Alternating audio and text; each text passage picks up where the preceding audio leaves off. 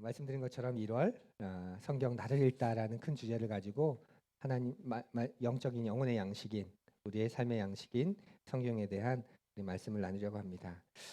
먼저 2023년이 된 것을 우리 좀 인사 나눠야 되겠죠. 그냥 오늘도 하루 24시간 평범한 날인데 그냥 1월 1일이라는 그 의미 때문에 특별한 굉장히 의미 있고 특별한 날처럼 여겨지기도 합니다. 근데 또 따지고 보면 이제는 그런 특별함도 사라진 것 같아요. 연말 연시 이제는 크게 와닿지 않으시죠? 네. 그래도 새해가 되었으니 우리 새해 인사는 해야겠죠. 사랑하는 푸른 여러분, 새해 복 많이 받으십시오. 그리고 새해 복되게 사십시오. 네. 여러분이 복이 되는 것 그 자체가 가장 큰 복입니다. 아브라함에게 하신 말씀이죠. 너는 복의 근원이 될지라. 예. 우리 개정 성경에서 너는 복이 될지라 더 참 마음에 와닿게 번역했습니다. 너는 복이 될지라. 그러니 너무 복 받으려고 안달하지 마시고 허락하시는 삶의 자리에서 복이 되게 살아가십시오. 그것이 복입니다. 그러면 복이 흘러가기에 복의 근원이신 하나님께서 당연히 그 복을 주지 않으실까요? 네, 그 마음을 담아 인사하지요. 제가 사랑하는 푸린 여러분 새해 복되게 사십시오 하면 여러분도 네, 목사님도 새해 복되게 사십시오. 우리 그렇게 인사하죠. 사랑하는 푸린 여러분 새해 복되게 사십시오. 예. 우리 서로 또 인사도 할까요? 새해 복되게 사세요. 그렇게 서로 인사하시죠. 음, 예. 한 해를 시작하면서 저에게 제 입에 맴도는 말이 있습니다. 예수님께서 마르다에게 하신 말씀인데 몇 가지만 하든지 혹은 한 가지만이라도 족하니라. 마리아는 이 좋은 편을 택하였으니 빼앗기지 아니하리라 하시니라. 시간의 한계, 체력의 한계, 또 재정의 한계가 있기에 모든 것을 다 할 수 없는 인생이죠. 정말 중요한 것, 그래서 정말 놓쳐서는 안 되는 것, 올해도 그것을 놓치지 말아야 되겠다 하는 그런 마음에 마리아에게 하신 이 말씀이 마리아는 이 좋은 편을 택하였으니 귀남이 너는 그 좋은 것을 택하였으니 빼앗기지 않을 거야. 그 말 듣는 한 해 되었으면 좋겠다 하는 그런 마음이 계속 입에 맴돕니다. 한 해 한 해 인생의 경륜을 쌓아가며 배우는 게 그거 아닌가요? 많은 경우 얼마나 많은 것을 했느냐 그게 그렇게 중요하지 않습니다. 정말 중요한 것을 했냐 안 했냐 그것이 시간 앞에서 참 중요하다는 것을 배웁니다. 많은 것을 하려다가 정말 중요한 것을 놓친 인생이 허탈해하는 모습 많이 보셨지요? 많은 걸 하려고 정말 에너자이저처럼 에너제틱하게 움직였는데 다이나믹하게 살았는데 정작 중요한 건 놓쳐서 허탈해하는 인생 우리가 인생의 황혼에 그런 분들 많이 봅니다. 또 중요하지 않은 것들에 마음이 팔려서 정말 중요한 것을 잊고 살았다는 그런 사람들의 후회와 한탄도 우리가 많이 보고 또 많이 듣습니다. 반면에 이룬 것 크게 없는 것 같고 이룬 것 정말 사소해 보이는 것 같은데 정말 중요한 것을 놓치지 않았기 때문에 그 누구보다 위대한 인생을 살았던 그런 범인들 혹은 위대한 인물들 우리가 많이 보았습니다. 올 한 해 저뿐만 아니라 여러분에게도 그런 모습이 있기를 바랍니다. 그래서 하나님께서 여러분의 삶을 향해 참 좋은 편을 택하였으니 빼앗기지 않을 거야. 그렇게 말씀하시는 한 해가 되기를 간절히 축원합니다. 올해는 다른 것은 몰라도 정말 중요한 것은 놓치지 않아야겠다고 그래서 다짐해 봅니다. 그러기 위해서는 뭐가 필요할까요? 정말 중요한 것을 놓치지 않기 위해 살기 위해서 우리에게 뭐가 필요할까요? 당연히 힘이 필요하겠죠. 힘이 있어야 그걸 붙잡을 테니까요. 마음만으로는 되지 않지요. 힘이 필요하다는 것. 왜냐하면 시간이 들어가니까. 또 에너지가 들어가니까. 그렇기에 우리는 힘이 필요합니다. 그 에너지가 있을 때 견딜 수 있고 붙잡을 수 있고 이루어갈 수 있는 거죠. 그렇다면 에너지는 어디에서 나올까요? 여러분 에너지는 어디에서 나올까요? 여러분이 먹는 밥에서 나오죠. 밥 먹지 않고 힘을 낼 수 있습니까? 사람의 힘은 사람이 먹는 음식에서 나옵니다. 뭐 자동차의 힘은 내연 자동차의 힘은 연료통에 있는 가솔린에서 나올 거고 전기 자동차의 힘은 배터리 안에 축적된 전기에서 나오겠지요. 성경은 그래서 말씀이 여러분과 저의 양식이다 이렇게 말합니다. 우리는 육체를 가진 사람뿐만 아니라 밥으로면 충분한 사람이 아니라 그 육체라는 그릇 안에 영혼이 담겨 있는데 그 영혼은 영혼의 양식을 통해 힘을 얻는다 이렇게 말합니다. 바로 말씀인 거죠. 오늘 말씀 우리 함께 읽어볼까요? 세번역 말씀으로 함께 읽습니다. 앞을 보며 읽으셔도 되고 설교 노트를 따라 읽으셔도 됩니다. 우리 함께 낭독합니다. 예수께서 대답하셨다.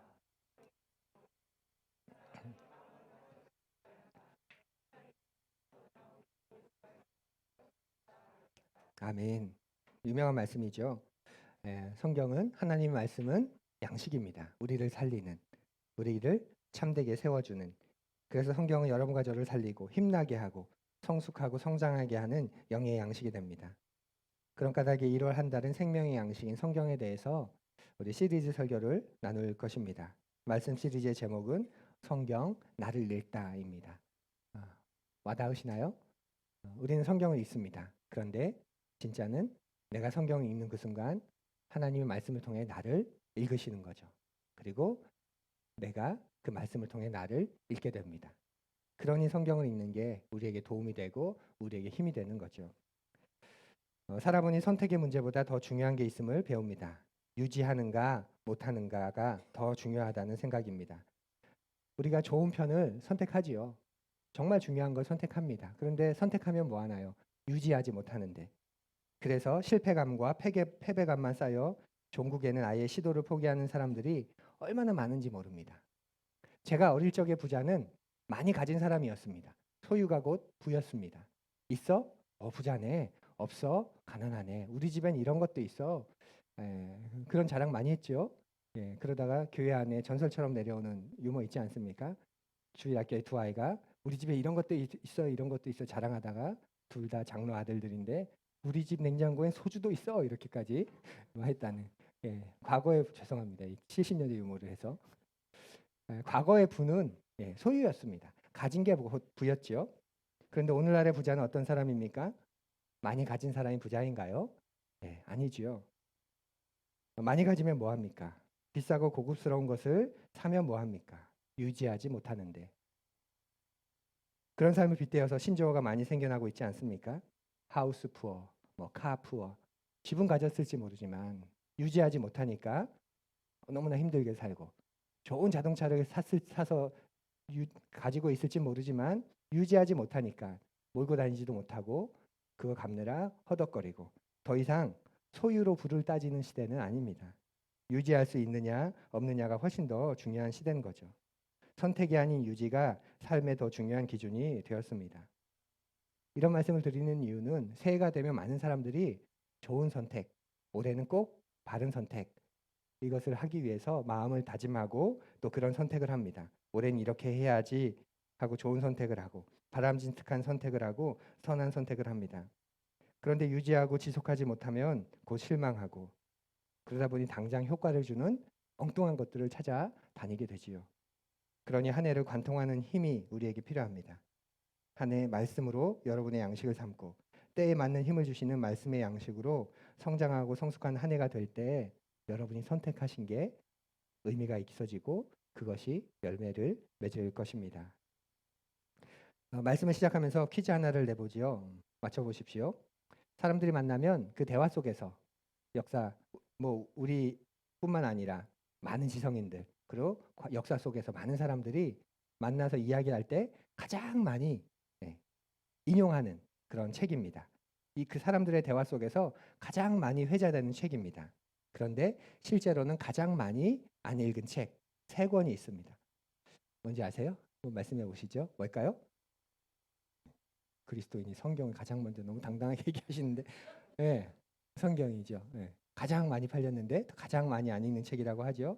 하지만 역사를 바꿨고 사람들을 바꾸고 사람들의 입에 많이 회자되는 책입니다. 또 어떤 책이 있을까요? 3권이라고 말씀드렸는데, 또 칼 막스의 자본론. 요즘엔 많이 알지만 이 책이 사람들의 막스에 따르면 자본론에 따르면 그러면서 그 이데올로기 논쟁까지 있을 만큼 많은 사람들이 읽고 열광하고 그 추종되고, 그래서 많은 사람들을 또 세뇌시키기까지 했었지요. 또 한 권 더 있습니다. 뭘까요? 굉장히 영적이십니다. 뭐죠? 다윈의 정의 기원, 지어나론이죠. 이 책 역시 시대를 바꿨잖아요. 패러다임을 바꿔버렸습니다. 현대인들이 이 세 권의 현대인들이 여기저기서 말할 때마다 인용하거나 이야기하는 책입니다. 성경, 자본론, 종의 기원. 하지만 읽어본 사람 많지 않습니다. 혹시 다 읽어보셨습니까? 성경. 이름 부끄러우니까 성경 읽어봤다. 자본론, 네, 종의 기원. 이 세 권 중에서 가장 많이 팔린 책이 뭐라고요? 성경이죠. 그러면 이렇게 말할 수 있는 거죠. 세상에서 가장 많이 회자되고, 세상에서 가장 많이 이야기하고, 세상에서 가장 많이 가지고 있고, 또 가장 많이 팔리고, 그런데 가장 많이 안 읽히는 책, 바로 성경입니다. 그렇죠? 사람들이 진짜 중요한 책이라고 생각하고, 그래서 팔리기도 많이 팔리고 가지고도 있지만 가장 안 읽히는 책이 바로 성경이라는 거죠. 공감하세요? 네, 공감 안 하시면 이제 설교 여기서 접으려고. 공감 안 하는데 뭐 저 혼자 떠들어봤자. 네. 예, 네, 감사합니다. 네, 왜 이렇게 된 걸까요? 그러면 그게 중요하겠죠. 왜 이렇게 된 걸까요? 많은 사람들이 그리스도인들을 포함해서 성경을 딱딱하고 재미가 없는 책이라고 여깁니다. 네, 딱딱해. 성경은 좀 딱딱해. 좋은 책이야. 진짜 하나님 말씀이야. 그런데 딱딱해. 재미가 없어. 어려워. 뭐 이러죠. 이해는 갑니다. 왜냐하면 성경과 성경이 있는 우리 사이에 시공간의 차이가 있기 때문에 그래요. 성경은 가장 길게 오래전에 쓰여진 책 한 3,000년 전쯤, 그리고 가장 짧게 빠른 시간에 쓰여진 책 한 2,500년. 그러니까 3,000에서 2,500년 사이에 쓰여진 책이고요. 성경 전체로는 약 1,500년 동안 쓰여진 책입니다. 그러니까 우리와는 그런 3,000에서 2,500년 정도의 시간의 차이가 있고, 또 우리와는 전혀 다른 문화, 다른 시대, 그런 공간의 차이가 있습니다. 그러니 당연히 익숙하지 않고 자연스럽게 읽힐 리가 없겠지요. 우리가 고고학이나 천문학의 발달로 2,500년, 3,000년, 1,500년 이러면 굉장히 우습게 여기는데, 왜냐하면 천문학의 단위는 어마어마하기 때문에. 근데 별거 아닌 것처럼 여길지 모르지만 우리나라에는 지금부터 2,500년, 3,000년 전에 기록된 문서가 하나도 존재하지 않습니다. 단기로 따지면 우리가 한 4,300, 4,400 정도 되나요? 거의 그런 선사시대의 글이죠, 성경이. 그때 쓰여진 책입니다. 그리고 성경은 고대어로 쓰여졌고, 고대 히브리어, 고대 헬라어, 아람어. 현재는 쓰지 않는 죽은 언어입니다. 현대 히브리어와 성경이 기록된 고대 히브리어는 완전히 다릅니다. 현대 헬라어와 신약 성경에 쓰여진 고대 헬라어도 완전히 다릅니다. 성경에 기록된 언어는 지금 죽은 언어입니다. 죽었다는 말은 더 이상 쓰지 않기 때문에 고대 문서들을 통해서만 우리가 해석하고 그 뜻을 확장할 수 있다는 그런 뜻입니다. 그래서 번역을 해야 하는데, 문제는 번역을 하게 되면 반드시 해석이 들어가게 되는 거죠. 또 우리의 경우는 개역 성경이 번역한 지가 오래되었기 때문에 또 쉽게 읽혀지지가 않습니다. 그래서 우리 교회는 새 번역을 쓰지요. 또 성경이 어려운 이유는 이런 시공의 격차, 문화의 격차뿐만 아니라 이해하기가 너무 방대한 책입니다. 성경 1,500년간 쓰여진 책이지요. 그리고 기록한 사람이 40여 명 정도가 됩니다. 신분과 직업도 다양합니다. 왕도 있고 종교 지도자도 있고 목동도 있고 목자도 있고 또 농부도 있고 그렇습니다. 온갖 종류의 직업을 가진 사람에 의해서 1,500년간 쓰여진 책이기 때문에 처음부터 한 번에 이해하는 건 쉽지 않습니다. 전체를 다 읽어도 무슨 말을 하는지 모르기도 합니다. 성경 자체가 방대한 역사를 다루고 있기 때문에 그래요. 그런데 제가 생각하기에 성경이 가장 재미없고 딱딱하고 어렵다고 생각하는 이유는 이것 때문인 것 같습니다. 성경이 무슨 책인지 잘 모르기 때문에. 비록 시공간의 격차가 있고 방대하고 좀 어렵긴 하지만, 그래도 그런 어려운 책 읽으면서 지적인 충족감을 채우기도 하고, 읽으면서 또 우린 어떤 것도 얻기도 합니다. 그런데 중요한 건 성경이 무슨 책인지 모르기 때문에 쉽게 포기하고 읽는 것을 머뭇거리는 것 같습니다. 많은 현대인들이 성경을 이스라엘이라고 하는 고대의 한 나라의 책 정도로만 여기지요. 그래서 믿으려면 차라리 단군 신화를 믿지, 왜 이스라엘의 신 그 이야기를 믿어? 그걸 읽어. 왜 남의 나라 이야기를 믿어? 그렇게 말하기도 합니다. 성경은 이스라엘의 자기 민족과 역사를 미화시키고 자기들의 정체성을 정당화하려고 만들어낸 그런 이야기일 뿐이야. 신뢰할 만한 책이 아니야. 그렇게 말합니다. 성경 신뢰할 만한가? 이건 다음에 또 주제로 제가 다루려고 하는데요. 구약 성경과 신약 성경은 실제로 그 당시에 일어난 일을 기록하고 있습니다. 그러니까 역사성을 가진 책이라는 거죠. 역사성을 가진 책. 실제로 하나님께서 인간의 역사 속에 어떻게 개입하셨는가, 하나님이 어떻게 일하시는가를 보여주는 글이 바로 성경입니다. 그래서 성경을 읽고 나면 성경은 우리에게 굉장히 중요한 질문을 던집니다. 어떤 질문이냐면 그 사건이 나에게는 어떤 의미가 있는가? 성경을 바르게 읽었다면 우리는 그 질문 앞에 직면합니다. 사랑하는 푸른이 여러분, 여러분이 성경의 사건을 기본적으로 액면 그대로 받아들이고 역사적 신뢰성을 가진 사건이라고 받아들인다면 여러분이 그때 알게 되시는 게 있습니다. 뭐냐면 하나님이 인간 세상 속에, 인간의 역사 속에 이렇게 들어오시는구나. 하나님께서 인간의 역사 속에서 이런 식으로 개입을 하시는구나. 우린 그걸 알게 되는 거죠. 그 통찰력을 얻게 되십니다. 왜냐하면 성경은 그 이야기로 가득 차 있기 때문에 그렇습니다.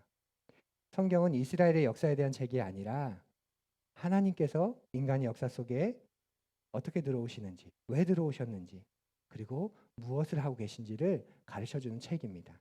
그걸 가르쳐주기 위해 이스라엘이라고 한 민족을 선택하시고 그 이스라엘이라고 하는 역사 속에서 드러나시고 개입하시고 나타내신 것이지요. 그래서 성경이 다른 경전들과는 매우 다른 게 있습니다. 혹시 다른 경전들 읽어보셨는지 모르겠지만 성경과 다른 경전에 가장 큰 차이가 있습니다. 성경을 읽으면 사람 냄새를 맡을 수 있습니다. 사람 냄새를. 여러분이 성경을 역사적인 사건으로 이해하고 하나님이 인간의 역사 속에 개입한 사건으로 읽고 이해하면 성경 속에서 사람 냄새가 나실 겁니다. 사람의 눈물, 사람의 후회와 회한, 사람의 땀, 사람의 잔인함, 그런 피비린내 나는 인간성의 상실, 이런 역사적 현장을 보게 되기 때문에 그 속에서 우리는 그런 것들을 볼 수 있습니다. 그리고 그 속에서 하나님은 말씀해 오십니다. 사랑하는 푸른이 여러분, 우리 하나님은 말씀하신 하나님이라는 걸 잊지 마십시오. 우리 하나님 어떤 하나님이시라고요? 말씀하시는 하나님. 지금도 우리는 성경을 통해 하나님이 어떤 분인지를 알게 되죠. 그리고 그 하나님을 통해서 내가 누구인지를 알게 됩니다. 그리고 그 하나님을 통해서 세상이 왜 이런지도 우리가 알게 됩니다. 그 하나님을 통해서 인간의 역사가 어떻게 흘러갔는지를 알게 되고 인간 사회 안에 있는 여러 가지 문제들을 하나님께서 어떻게 보시고 어떻게 해결하고 싶어 하시는지를 우리가 알게 됩니다. 인간 세상 안에 왜 이렇게 고통과 악이 많은지를 알게 되고 그 고통과 악을 이겨내면서 사는 법을 우리는 성경을 통해 알게 됩니다. 성경을 읽으라고 사람들이 많이 말하는데 또 교회 다니면 성경 읽어야 한다고 해서 억지로 읽으려고 애쓰는 분이 많은데 성경이 양식이라고 했죠. 억지로 꾸역꾸역 밥을 먹는 것처럼 성경을 읽으려고 애쓰는 분들이 있습니다. 아이들이 억지로 꾸역꾸역 밥을 먹을 때 어떤 마음이 드십니까? 하나님도 우리를 그렇게 보지 않을까요? 안 먹으면 혼나니까, 남기면 혼나니까 아이들이 눈치 보며 먹듯이 안 읽으면 혼날 것 같고 안 읽으면 복을 안 주실 것 같고 그래서 또 성경 안 읽으면 요즘 네 정성이 좀 부족하네. 왜 자꾸 말씀을 안 읽어? 그러실까 봐 애쓰며 읽는 사람들이 많습니다. 우리는 왜 성경을 읽어야 할까요? 분명하지요. 하나님께서는 성경을 통해 이 세상에 대해서 알려줄 뿐만 아니라 성경을 통해 여러분 개인에 대해서 말씀하시기 때문에 그렇습니다. 그리고 여러분에게 필요한 말씀을 하십니다. 2000년 전에 예수님을 통해 말씀하시고 끝난 게 아니라 그것을 기초로 해서 하나님은 오늘도 우리에게 말씀하십니다. 침묵하는 분이 아니시죠. 그래서 우리는 성경을 읽습니다. 하나님은 지금도 여러분에게 말씀하십니다. 성경을 통해서 말씀하십니다. 예전에 어떤 분이 그러시더라고요. 하나님께서 왜 그렇게 귀찮은 방법을 썼냐고. 그냥 나한테 직접 말씀하면 되지. 그냥 나타나셔서 내 마음에 그냥 음성 들려주시면 되지. 뭐 하나님께서 말씀하신다며 왜 귀찮게 뭐 성경을 기록하게 해놓고 그 성경을 읽어라 마라. 그런 비효율적인 방법을 택했냐. 그냥 말씀하시면 되잖아. 그런 질문을 한 적이 있습니다. 무슨 뜻인지 아시겠죠? 그냥 나한테 직접 말씀하시면 되지. 그러면 다 믿을 텐데. 하나님이 나한테 나타나셔서 나 여기 있다. 난 널 믿어. 난 널 사랑해. 힘내봐. 그러면 깔끔한데 왜 귀찮게 성경을 통해 말씀하시고 약속의 말씀을 또 찾아야 되고 왜 그렇게 하셨냐? 그렇게 푸념하며 물었습니다. 여러분은 어떠십니까? 여러분은 어떤 생각이십니까? 그 질문 앞에서.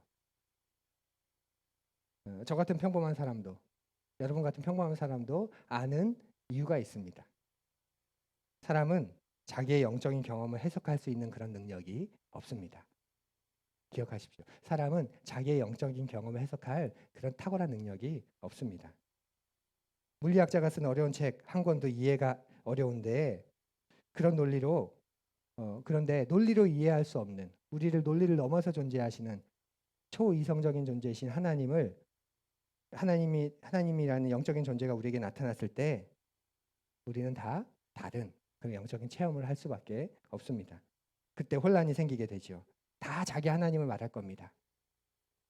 그렇게 객관적인 진리가 먼저 필요한 거죠. 하나님이 우리에게 직접 말씀하신다면 다 자기가 만난, 자기가 들은, 자기가 경험한 그것이 바르고 안 바르고는 2차적인 문제고 다 그런 하나님만 이야기할 겁니다. 그러면 하나님이 어떤 하나님인지 오히려 더 불분명해지겠지요. 오해할 겁니다. 우리는 우리의 경험을 해석할 수 있는 능력이 많이 떨어지기 때문에. 그래서 객관적인 진리가 먼저 필요한 겁니다. 모든 사람이 다 같이 이해할 수 있는 객관적인 진리 말이지요.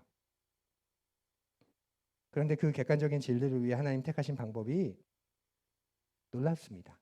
탁월한 누군가를 선택해서 그를 통해서 일목요연하게 성경 66권 한 권을 쓰셔도 될 것 같은데 그렇게 하지 않으시고 1500년 동안 40여 명의 사람을 위해서 방대한 한 권의 글을 우리에게 남겨주셨습니다. 만약 한 명이 썼다면, 몇 명이 썼다면 그럴 겁니다. 그들이 세뇌하기 위해서, 그들이 전체적으로 꾸며서 만든 책이야 아마 그렇게 또 볼지도 모르겠습니다. 그 하나님은 그런 미련한 방법, 우리가 보기에 참 비효율적인 방법을 통해 성경을 우리에게 전달해 주신 거지요. 성경은 하나님이 편집자입니다. 1500년 동안 누가 이 성경을 편집하겠습니까? 성경은 하나님이 편집자입니다. 그 말은 하나님이 자기 증언하시는 겁니다. 성경을 통해서. 지금도 우리에게 하나님이 어떤 분이시고 세상은 어떻고 악은 무엇이고 나는 누구인지를 가르쳐 주시는 책입니다. 그리고 성경을 통해 지금도 우리에게 커뮤니케이션을 하십니다. 지금도 성경을 중심으로 하나님이 말씀하십니다. 이게 하나님께는 굉장히 놀라운 겁니다. 하나님이 성경을 중심으로 말씀하신다는 게 무슨 뜻인지 아세요? 하나님이 성경 안에 자신을 가두시는 겁니다. 이해되십니까? 우리가 무언가를 책을 쓰거나 약속하거나 서약을 하거나 언약을 맺으면 우리는 거기에 갇힙니다. 난 그것을 넘어서는 존재이지만 내가 그것에 서명하는 순간, 내가 그것을 약속하는 순간 나는 그 말에, 그 글에 갇히는 존재가 됩니다. 하나님이 기꺼이 우리를 위해 성경이라고 하는 하나님 말씀 안에 갇히시는 거죠. 내가 이게 너에게 주는 나의 뜻이고 나의 마음이고 나의 진리야. 나는 이 약속대로 너희들에게 행할 거야 라고 말이죠. 안타까운 것은 많은 사람들이 성경을 읽을 때 하나님께서 성경을 통해 그런 우리와 커뮤니케이션 할 것을 기대하지 않습니다. 그리스도인들도 마찬가지입니다. 결국 하나님을 믿지 않아서가 아닐까요? 하나님을 믿는다고 해도 하나님께서 자기에게 말씀하시는 분이라는 걸 또 믿지 않는 사람들도 참 많습니다. 그렇다면 우리는 여기와는 좀 다르겠죠? 우리 가운데는 그런 분이 안 계실 거라고 믿지만 그럼 하나님은 나에게 말씀하시는 분이야. 이렇게 믿으면 다 해결될까요? 이제 우리는 그것을 좀 고민해야 됩니다. 우리 수준에서는. 아니지요. 하나님께서 성경을 통해 말씀하신다는 것을 믿는 사람들도 놀랍게도 성경의 메시지를 잘못 읽습니다. 가장 흔한 모습이 뭔지 아세요? 맞아, 성경은 하나님의 말씀이에요. 하나님은 성경을 통해서 나에게 말씀하세요. 그래서 나는 성경을 읽어요. 그런데 그렇다고 다 해결되는 게 아니라 그럼에도 불구하고 하나님의 메시지를 잘못 읽습니다. 잘못 읽기 때문이죠. 왜 그럴까요? 첫 번째는 가장 흔한 모습이 골라 읽기입니다. 뭐라고요? 예. 성경이 하나님이 하시는 말씀이기에 읽긴 있습니다. 그런데 골라 읽습니다. 자기가 읽고 싶은 것만 읽고 나머지는 지워버리는 거죠. 선택적으로 읽는 거예요. 골라서 읽는 거죠. 많은 그리스도인들이 자기가 필요한 것만 읽습니다. 특히 복을 받는 곳에만 줄을 치지 않나요? 성경은 분명히 복에 대해서 말합니다. 아까 우리 새해 인사하지 않았습니까? 새해 복 많이 받으십시오. 그런데 먼저 새해 복되게 사십시오. 너는 복이 될지라. 너는 복의 근원이 되거라. 성경은 복에 대해 분명히 말합니다. 그런데 우리는 현대적인 복에만 관심이 많습니다. 건강한 것, 장수하는 것, 거부가 되는 것, 높은 자리에 오르는 것, 3, 4대가 축복을 받는 것. 성경 읽어보셨죠? 복과 함께 무슨 이야기가 많이 나오나요? 고난받는 이야기가 많이 나오잖아요. 바르게 살면 이 땅에서 고난을 당하지 않을 수밖에 없다. 성경은 그렇게 가르쳐 줍니다. 복받는 이야기보다 비율로 따지면 고난받는 이야기가 더 많지 않나요? 그런데 우리는 복받는 것만 찾아내지요. 또 성경을 읽으면서 개인을 향하신 하나님 말씀은 잘 듣습니다. 어떤 선택이나 문제 앞에서 하나님 뭐라고 말씀하실까? 아, 성경 말씀이 이러니 하나님은 나에게 이렇게 말씀하시는구나. 나에게 말씀하신 하나님의 말씀은 잘 듣습니다. 그런데 역사를 향하신 하나님 말씀은 듣지 않습니다. 역사를 보시는 하나님에 대해서는 보지 않아요. 구약 성경만 봐도 1400년 동안 역사를 움직이시는 하나님에 대한 기록인데 하나님이 역사를 어떻게 움직여 가시는가 성경을 읽으면 우리가 알게 되는데 그래서 성경을 제대로 읽은 그리스도인은 역사의식을 가질 수밖에 없습니다. 왜냐하면 하나님은 역사를 움직여가는 분이니까. 그런데 역사를 향하신 하나님의 말씀은 듣지 않습니다.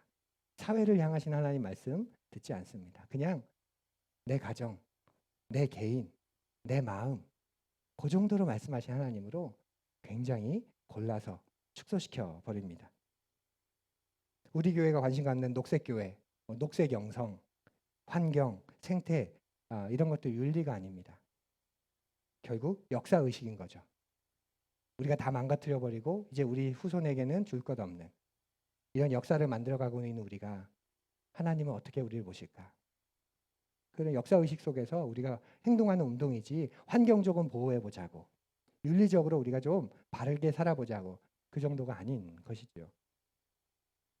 오늘날 우리가 역사의식을 많이 잃어버렸습니다. 그 단적인 폐해 작년 여름 온가족 수련회 때 특강으로 나누지 않았습니까? 교회가 역사의식을 잃었을 때 어떤 일이 일어났는지 우리의 역사를 통해 살펴봤습니다. 우리가 지금 하는 결정이 훗날 어떤 결과를 가져올지 생각하지 않습니다.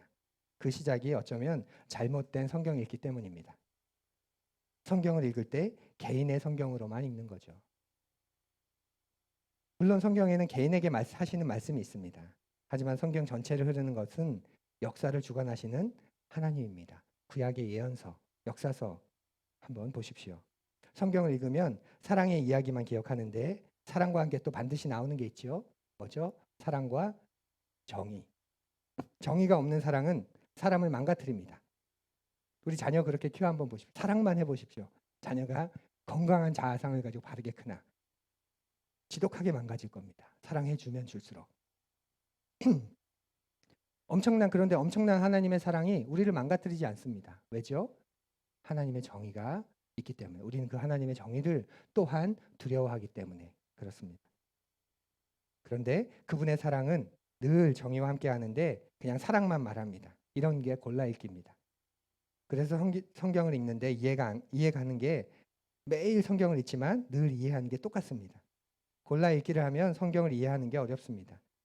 그래서 전체를 들으려고 애써야 하는 거죠. 성경을 잘못 읽는 또 다른 모습 이렇게 말할 수 있지 않을까요? 맘대로 읽기. 해석을 맘대로 하는 거죠. 많은 분들이 교회의 전통이나 당대 문맥과 상관없이 주관적으로 해석을 하는 겁니다. 골라 읽기가 자기가 원하는 구절만 뽑아서 읽는 거라면 마음대로 읽기는 자기한테 맞춰서 전체를 재구성하는 겁니다. 그러다 보니 성경에서 이야기하는 원래의 의미는 왜곡됩니다. 가장 대표적인 이야기 우리 여름 수련회 때 나눴죠. 아브라함과 그 아들 이삭이 각각의 아내를 누이라고 속인 3번의 사건. 이게 뭘 말합니까? 얘네들 봐라. 부부관계가 건강해야 돼. 부부관계가 망가지면 이런 일이 생기는 거야. 그걸 가르쳐 주시려고 그 3번의 사건을 창세기에 기록했을까요? 아니죠? 당황스러워. 아니잖아요. 우리 그렇게 듣고 배웠잖아요. 그죠? 네. 다시 그 유튜브 들어가셔서 작년 여름 수련회 특강 다시 들어보십시오. 네. 특히 여러분 가운데 현대 사상을 공부한 분이 계시면 이런 경향이 크실 겁니다. 죄송합니다. 어려운 이야기를 자꾸 해서 현대 해석학의 주요 흐름이 이런 해석을 중요하게 여깁니다. 현대 철학, 해석학, 인문학이 마음대로 읽기 입장을 취합니다. 저자가 무엇을 이야기했는가는 중요하지 않아. 네가 그걸 어떻게 받아들이냐가 중요해. 이게 이제 그림, 미술에서 먼저 출발했고요. 해석학에서 꽃을 피웠습니다. 왜 그러냐면 이걸 원래 쓴 사람이 더 이상 살고 있지 않아요. 돌아가신 분이에요. 그래서 이게 원래 무슨 의미인지 우리는 더 이상 알 수 없어요. 그런데 이거의 원래 의미를 찾겠다고 그걸 누가 보증할 거야? 그걸 원래 쓴 사람이 없는데 100년 전, 200년, 300년 전의 글인데 그러니 이게 원래 무슨 의미일까? 그건 중요하지 않아. 그냥 네가 이걸 어떻게 느끼느냐 이게 중요한 거야. 미술 보십시오. 추상적인 그림 하나 그려놓고 뭘 그린 건가요? 네, 뭔가 분석하려고 하지 말고 느끼려고만 하세요. 뭐가 느껴지나요? 그래서 많은 것을 느끼게 하는 그림이 좋은 그림이라고 하죠. 네, 이렇게 성경을 읽는 거죠. 절대 진리가 없다는 포스트니즘의 모더니즘의 철학 사조 가운데 그런 영향들을 받아서 성경을 그냥 맘대로 읽습니다. 이런 분들은 성경을 단언하는데 더 이상 읽을 필요가 없습니다. 왜냐하면 그런 분에게는 성경이 자기를 변화시키는 성경이 아니기 때문에 그렇습니다. 늘 자기가 원하는 방식으로 성경을 재해석하기 때문에 따지고 보면 그분에게는 성경이 그렇게 중요하지 않습니다. 성경을 읽지 않아도 크게 그분에게는 생각의 차이가 없을 겁니다. 하나만 더 살펴보면 성경을 잘못 읽는 모습 가운데 가장 심각한 모습, 남 얘기로 읽기 이거죠. 네, 성경을 읽으면서 깨달음이 있습니다. 뭐 설교를 들으면서 은혜도 있습니다. 근데 그때 자기가 아닌 다른 사람에게 적용하는 거죠. 아, 이 설교 내 남편이 들었으면 좋겠다. 아, 이 말씀 우리 아이가 들었으면 좋겠다. 그런 분도 요즘에 계시더라고요. 아, 이 말씀 우리 목사님이 들었어야 되는데 이렇게 남 얘기로 듣는 거죠. 성경은 하나님께서 나에게 하시는 나와 커뮤니케이션 하시는 이야기인데 그런데 내 얘기로 읽지 않고 남의 얘기로 읽습니다. 그러니 재미있을 리가 없지요. 예, 여러분은 어떠십니까? 골라 읽기. 자기가 원하는 대로 골라 읽는 겁니다. 결국 자기가 보고 싶은 색안경으로 보기 때문에 이분은 성경을 안 읽어도 그 생각은 늘 자기 사상입니다. 마음대로 읽기. 자기 마음에 드는 대로 재해석해서 읽습니다. 그러니 성경을 읽는데 무슨 새로운 생각이 찾아올까 기대할 수 없습니다. 그저 자기 속에 있는 자기 마음에 편한 생각만 나오는 거죠. 남 얘기로 읽기. 어쩌다가 도전이 되거나 찔림이 되는 이야기를 만나더라도 나에게 하는 이야기가 아닌 다른 사람에게 하는 이야기로 읽습니다. 그러니 결국 그 사람은 성경을 읽어도 변하지 않습니다. 성경을 아무리 읽어도 그의 인격이 변하지 않습니다. 다른 사람, 다른 교회, 다른 존재에게 적용하려고 애쓰기 때문에 그렇죠. 혹시 여러분에게 어떤 모습이 있으십니까? 부분적으로 우리에게 다 일지요. 정죄하자, 자책하자는 의미가 아니라 이런 것이 방해가 될 수 있구나. 우리가 그렇게 경계하자는 그런 의미입니다. 하나님은 끊임없이 여러분에게 말씀하시는데 여러분 변하고 계십니까? 변하지 않는다면 성경 읽기가 재미없을 겁니다. 성경을 읽는 건 그분에게는 어떤 거냐면 인내 훈련, 절제 훈련, 습관 훈련일 뿐입니다. 그리스도인으로 내가 성령의 열매, 절제의 열매, 뭐 의의 열매, 인내 열매를 맺어야 되는데 그 열매를 뭘로 맺는 거냐면 성경 읽기로 맺는 거예요. 읽고 싶지 않은데 힘든데 그래도 오늘 5장 읽어야지. 네, 그런 열매를 맺는 훈련에 불과한 거죠. 그리고 성경을 가지고 다니지도 않지요. 성경에 여러 가지 별명이 있는데 그 중에 하나가 더스트 컬렉터라고 하더라고요. 외국에서는. 예. 먼지 모으개. 예. 밤에 와닿으시죠? 책꽂이에 먼지가 수북하게. 그래서 일주일에 한 번 교회 갈 때 털어야 되는. 우리 교회에서 제가 성경을 가지고 다니라는 말을 한 적이 있나요? 없나요? 예. 단 한 번도 없습니다. 할 만도 한데. 왜 그럴까요? 예. 일주일 내내 안 읽는 성경 주일에 가져오면 뭐합니까? 그죠? 그걸 가지고 올 필요가 있을까요? 좀 심하게 얘기했지만 예. 그런 말을 하는 것 자체가 여러분을 이중적으로 만드는 거잖아요. 일주일 내내 안 읽는데 교회 올 땐 가슴에 끼고 오는 것. 너무 부끄럽지 않습니까? 성경은 여러분과 저에게 하나님께서 하시는 말씀을 들으려고 읽는 것이지 교회 갈 때 챙겨가려고 존재하는 게 아니지요. 하나님께서 성경을 통해 우리에게 말씀하시는 것을 듣고자 하는 게 성경이지 기독교인의 어떤 상징으로 들고 다니는 게 성경이 아닙니다. 차에 성경이 있는 차를 많이 봅니다. 그런데 햇빛을 얼마나 많이 받았는지 커버는 우그러져 있고 변색되어 있고 두긴 했지만 한 번도 안 읽은 거죠. 사랑하는 푸른이 여러분, 하나님은 지금도 말씀하십니다. 성경의 중심 메시지가 뭐냐면 바로 하나님입니다. 사랑하면 상대방에게 자기를 알리고 싶어지지 않나요? 사랑하는 사람들은 서로에게 자기를 알리고 싶어 합니다. 자기를 표현하고 싶어 하고 하는 거죠. 그게 하나님에게서 온 것입니다. 하나님은 우리를 사랑하셨기 때문에 사람에게 그분 자신을 표현하십니다. 자기를 드러내시고 자기에 대해 커뮤니케이션 하십니다. 성경의 중심 메시지는 그래서 하나님입니다. 그 하나님을 알게 되면 그 하나님의 눈으로 나를 보기 시작하는 거죠. 아, 내가 이런 존재구나 알기 시작합니다. 뿐만 아니라 내가 존재하는 세상이 어떤 모습인지를 하나님의 눈으로 보고 이해하기 시작합니다. 세상을 살아가는 도리가 뭔지 그 법도를 깨닫게 되고 알게 됩니다. 수많은 사람들이 이렇게 사는 거야라고 말하지만 우리는 진짜 법도, 도리가 뭔지를 알아갑니다. 또 도대체 역사가 어떻게 흘러가고 있는 것인지에 대해서 역사의식을 갖기 시작합니다. 아, 하나님께서 역사를 이렇게 움직여 오셨구나. 그러면 하나님께서 이제 역사를 이렇게 움직여 가시겠구나. 또한 무엇보다 하나님과의 긴밀하고 개인적이고 인격적인 관계를 어떻게 발전시켜 나가야 할지를 성경을 통해 알게 되실 겁니다. 그러니 사랑하는 푸른이 여러분, 성경을 펴실 때 하나님께서 여러분에게 하시는 말씀을 찾으려고 하십시오. 처음엔 잘 안 들릴지 모릅니다. 하지만 점점 듣는 방법을, 깨닫는 방법을 배워가시게 될 겁니다. 그리고 여러분이 그 방법을 배우시게 된다면 인간이 이 세상에 가질 수 있는 최고의 복을 가지시게 될 거예요. 역사를 이루어 가신 하나님을 만나는 바로 복입니다. 그런 2023년이 되기를 응원하고 그 길을 함께 걸어가는 우리 순례의 길에 동무가 되기를 간절히 축원합니다.